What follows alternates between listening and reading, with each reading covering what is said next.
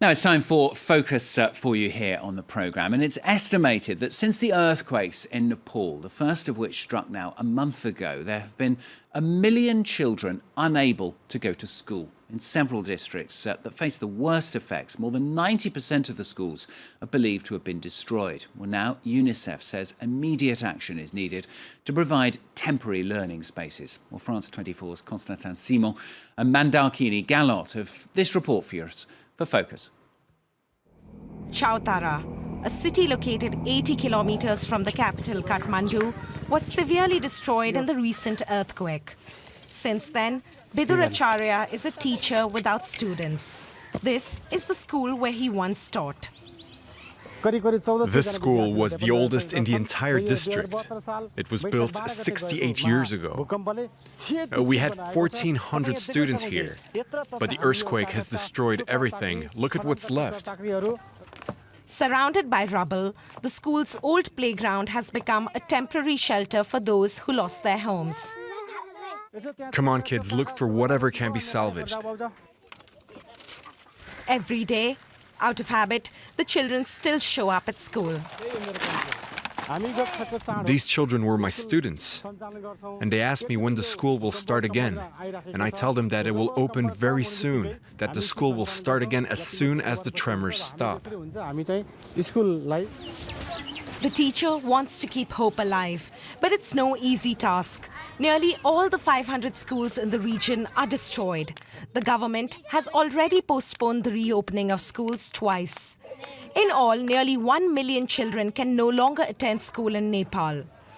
At the other end of the city is the Tudukale camp, which has around 100 tents. Sarita, a 27-year-old woman, found refuge here along with 20 members of her family. Before the earthquake, she was a saleswoman. Now, every morning she puts on this white polo shirt. This is my favorite T-shirt, my school uniform.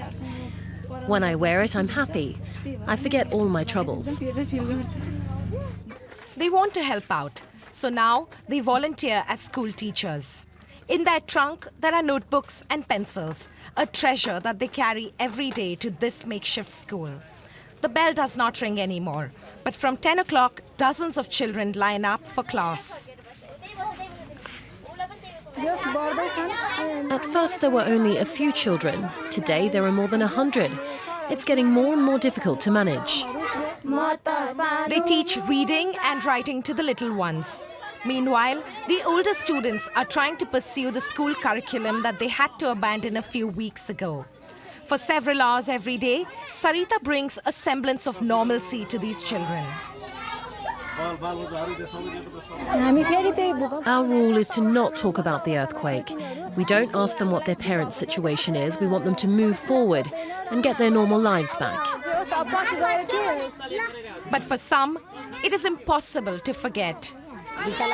This is my house before and after. The children put on a brave front. But behind their smiles, they continue to deal with the trauma of the disaster. Another makeshift camp in the heart of Kathmandu still shelters thousands of victims. In this UNICEF tent, psychologists take charge of new children every day. So what's your name? Come on, try and speak to me. Look at me. Tell me your name. This child is unable to communicate. What we do in this situation is that we take him out of the group and we try to reassure him, to make him speak. He doesn't want to do so right now, so we'll try several techniques to understand what the problem is. In a country where everybody is busy fighting for survival on a daily basis, these children are sometimes forgotten.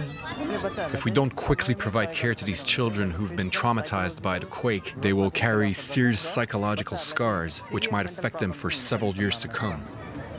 1 month later, the UN has received only 15% of the emergency aid it appealed for. Given the magnitude of the disaster, education does not seem to be a priority. And yet, this earthquake generation is required to play a crucial role in the country's reconstruction.